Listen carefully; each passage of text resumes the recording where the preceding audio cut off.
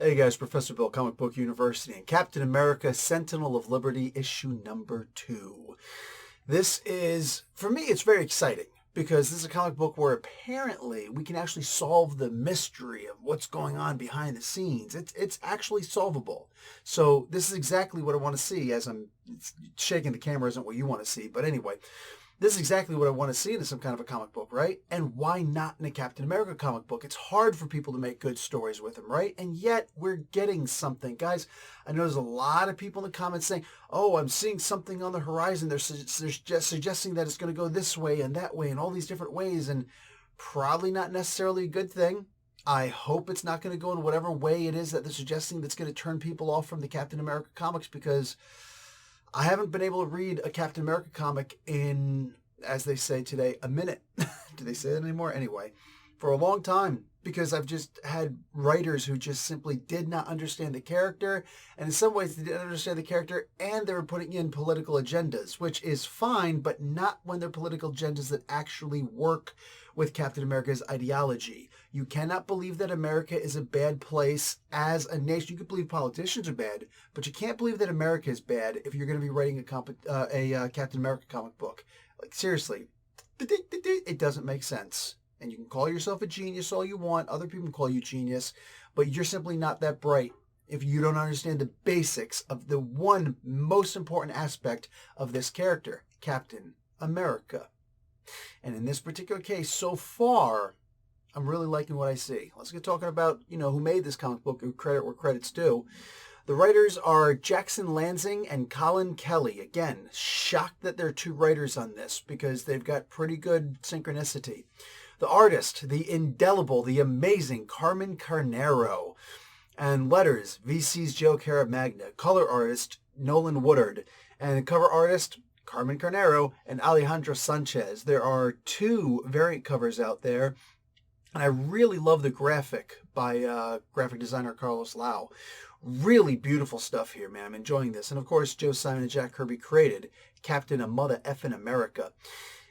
I'm going to make the one complaint that I've got about the comic book right up front. I don't like that the one guy is called Roger. He's the original Destroyer, and I know his name is Roger, but like, call him Raj, right? Call him something. Call him by his last name. Call him something else, not Roger. Because when Steve Rogers is addressing a guy named Roger, and Roger is addressing a guy named Steve Rogers, you see, right? It can get a little convoluted there. So, especially when they're talking over the phone, and you got to really look to see who's actually talking and whatnot. It's a little messy. It can get a little messy, let's put it that way. So there's a whole bunch of different parts on here that I find interesting. As far as trying to break down the codes and whatnot, the first code that we get in here is power. NATO withdrawal from Simcaria border region. Move 2. I'm going to have to go back and see what the other ones are. But in the meantime, revolution, Jingao province, I can't see what that says.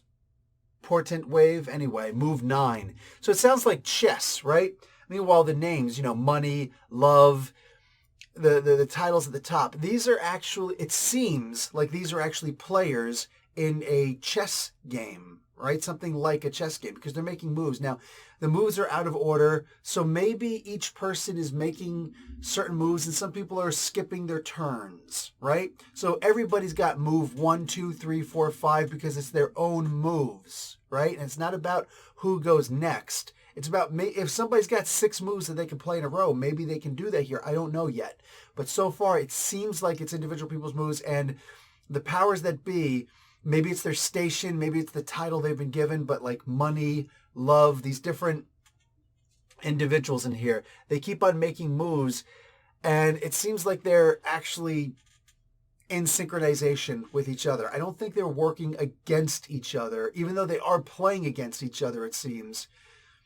Maybe it's for credit. Maybe it's to, for a higher power, like to prove, hey, I'm so worthy or whatever.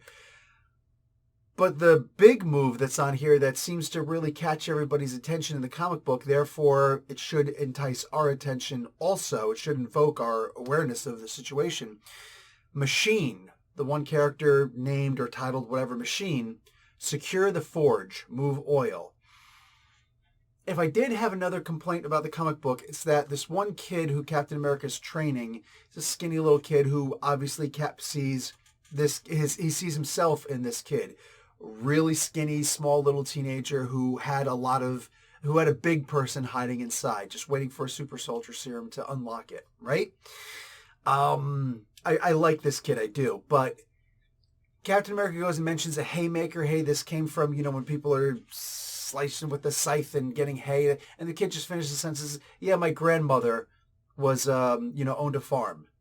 Okay, cool. And then all of a sudden, he's like, oh, hey, what's going on? It's like, oh, yeah, I'm going to go check out the forge or whatever. It's like, wait, what? He's telling Steve what's going to happen next. Oh, yeah, my mom is an electrical engineer. And she talks about the forge all the time. She follows it intensely. It's in Germany, one of those areas with something like that. It's like, so basically this kid was there just simply to be further plot development. That's a shame, because I actually liked this kid, right? And notice the past tense in my tone now, right? Now it's like if the kid is just simply there to be a cog, I'm not interested anymore.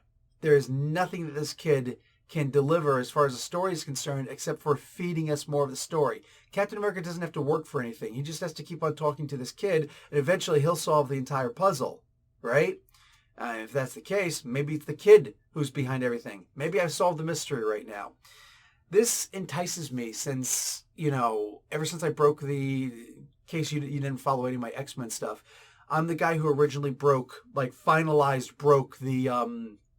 cipher for the Hoxpox stuff, the X-Men Krakoan stuff, that cipher. I pointed out it's like there are numbers in there also. Look, it's not just letters, it's actually sounds, the TH is in there and stuff like that, right? I broke down a lot of stuff there, and you guys, if you wanted to, you could follow along as I was breaking the cipher. I had them in notebooks. I think I still have that notebook someplace, but anyway. So I would like to try and break down this one also. It's just a puzzle, and I love puzzles, so boom, maybe together we could do something like this. In the meantime, that kid is really annoying. I do not like plot devices, right? That's all this kid is. Just he is simply there to turn the wheel. He's the wheel of time, and he's going to, keep the story going. And, when Captain America needs to learn something new, he's going to learn it this way. There's a surprise reveal that it's kind of a spoiler, so I don't really want to talk about it, that Bucky finds somebody. Now, I don't know if this individual was already discovered in the previous run, because there was the Ladies of Liberty, and maybe she was there also. I don't know. But it's kind of weird. It's like, okay, you're going to bring this person back because, sure, let's bring this person back. I don't know that I necessarily need to see this person back. For me, it just doesn't make it. It's more tying into the movies than it is into the comic book history. You get what I'm saying? Comic books should stay comic books.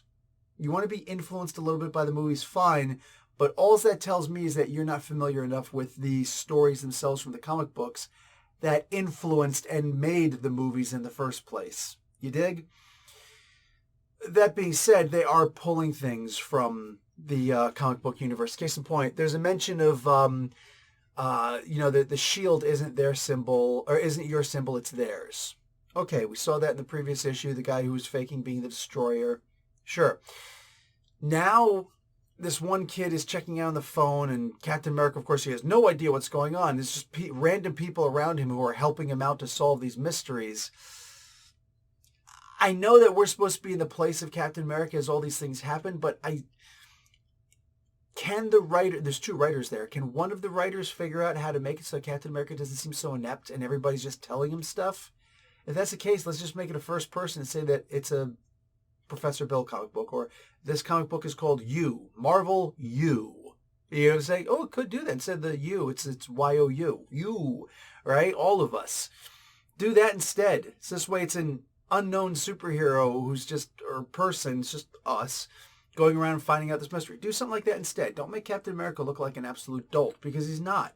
It's not just his body that has been brought to the levels of perfection. It's his mind also. This guy should have, at the very least, a 130 IQ, but realistically, you're looking at more like a 145, a 150, 155, something like that, right? That's That's what his IQ should be at, so he can solve things. It doesn't mean that he knows everything, just he has the ability to learn things, right?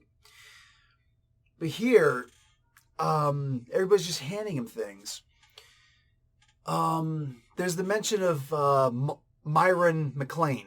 He was the original guy in the original story where they said, oh, what Captain America's shield was actually made of.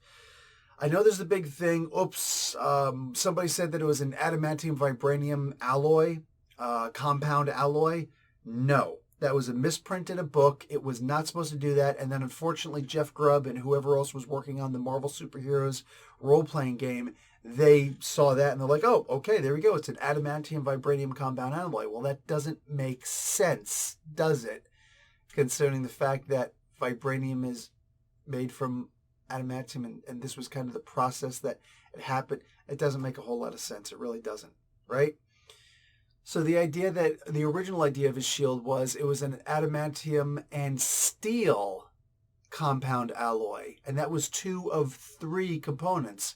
There was a third catalyst that caused the 2 to bond, even though they couldn't naturally bond. It's impossible to make them bond, right? But there was some unknown catalyst, and nobody ever figured out what that was. If you ever looked at some of those old comic books, it was Molecule Man who disassembled, with his molecular conversion powers, he was able to take apart Iron Man's armor, Thor's hammer, Mjolnir, power of the gods, right? He took it apart, and he took apart the Silver Surfer's surfboard also. That's the power cosmic. That's Galactus created. And he took apart, on the molecular level, Captain America's shield.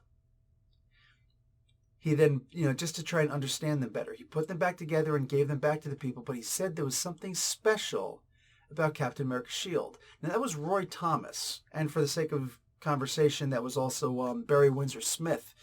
You put those 2 together, and what do you get? Well, you get the story with Myron McLean. You also get Conan. So there's that. What have you?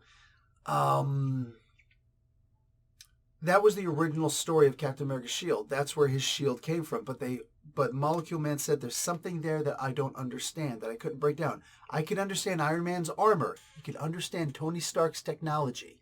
He was able to understand Mjolnir, created by the gods, long before Jason Aaron ever got a hold of it. And he was able to understand Galactus's power incarnate in his greatest and most powerful herald ever, the Silver Surfer.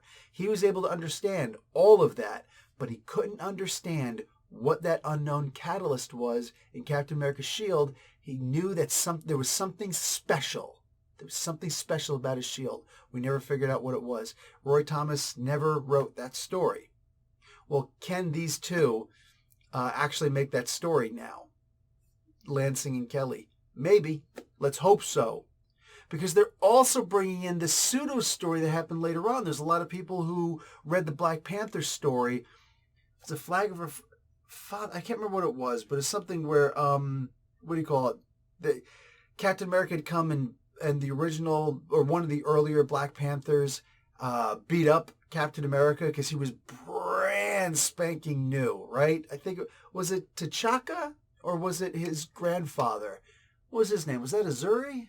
Anyway, it was one of Black Panther's, T'Challa's forebears, either his father or his grandfather, who Captain America came and he had all the power, but he didn't have the training yet. This was his very first mission. And unfortunately, he was beaten up. Hey, it is what it is. He was sent on a very bad mission, so he deserved it, for all intents and purposes. But they realized that he was an extremely honorable man and a good person. And he's like, you are going to be a credit to your country. You're going to be a credit to the world. You're going to be something special one day. Kind of like how Captain America and other people talk about Spider-Man, right? But Captain America specifically says, dude, Peter Parker, Spider-Man, you are going to be the torchbearer at some point, So Captain America had that heater shield, it came to a point at the bottom, and it had the little boop on top. That's called the heater shield. But he gave that to Black Panther, whoever that Black Panther was at the time, as a gift. And in return, they gave him the shield that we know now, the big round shield, the one that comes back to you after you throw it.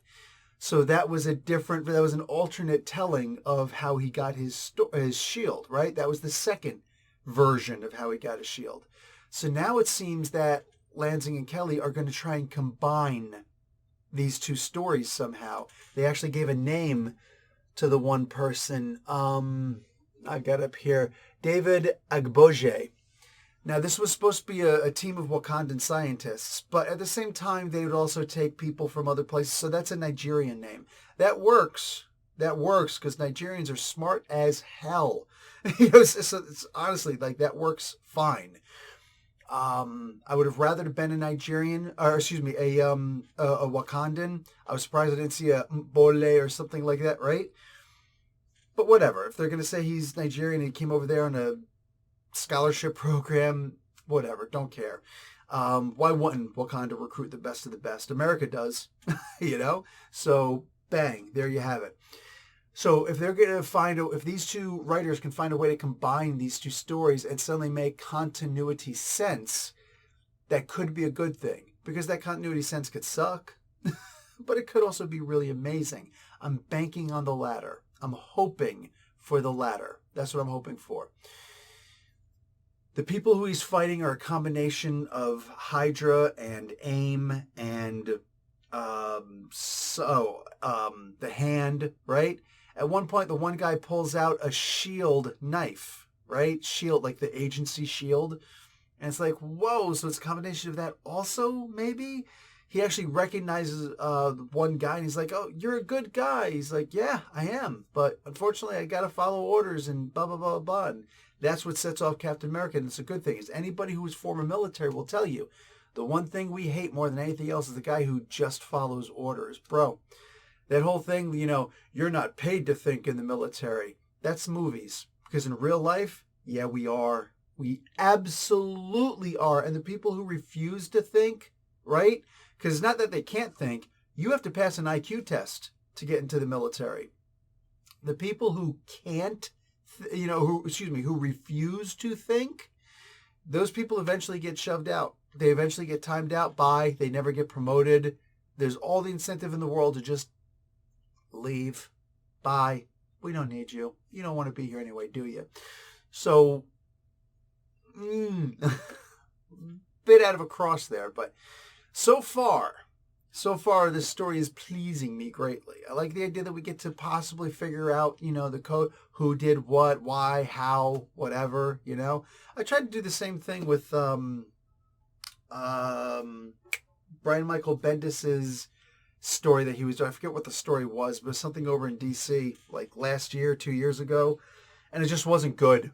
It wasn't something you could easily figure out, and it was actually kind of booty. So it's like, you can figure this out. But no, you can't, because we're just going to completely screw you over. Actually, it's the exact same thing with Tom King doing that Heroes something, that Crisis, I think it was called. Heroes in Crisis, where it turns out that the Wally West, everybody's favorite Flash, was actually a murderer. And it's like, okay, no, we couldn't have figured this stuff out. You literally set things up and then said, psych, that's not really how it happened. This is how it happened, but we tricked you. And it's like, you can't trick me and say, you can't show me, here, this is how it happened. If there's no hint that actually this is how it happened. There was no hint that, oh, no, look past it, because just some people, they'll tell you, oh, you can solve this mystery, when in reality, no, you can't, because they don't know how to obfuscate something. So they simply lie, And they tell you, they keep on telling you, this is the killer, this is the killer, this is the killer. Oh, but this is actually the killer. Why?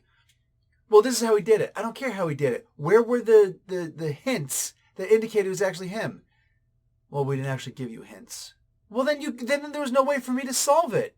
You were giving me hints it was this guy, not that guy. So, maybe this will be good. Maybe this will be like those. I don't know. We'll see. We'll find out. Is this going to be like, Queensryche, Operation Mindcrime?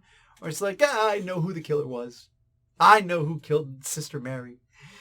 You know, is that going to be it, or is it going to be The Eyes of a Stranger? Which, haha.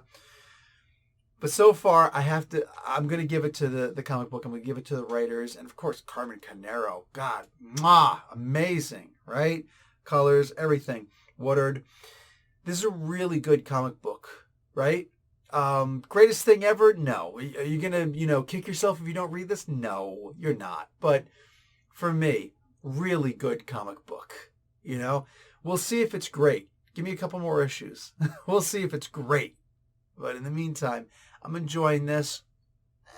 If you haven't picked it up yet and you're not planning on picking it up, stick around a little bit. Maybe pick up that trade. Paperback, because you never know. This could actually, it's setting up to be good, but let's see how they stick the ending.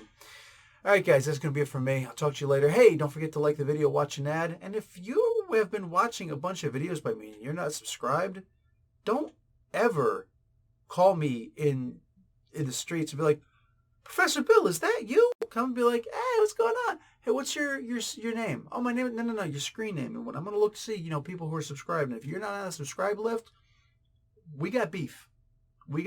I'm saying one of us might not walk away happily from that meeting. All right? Subscribe. In other words, just freaking subscribe. Talk to you guys later. Professor Bill, Comic Book University. Class dismissed. I'm not going to beat you up. Jeez.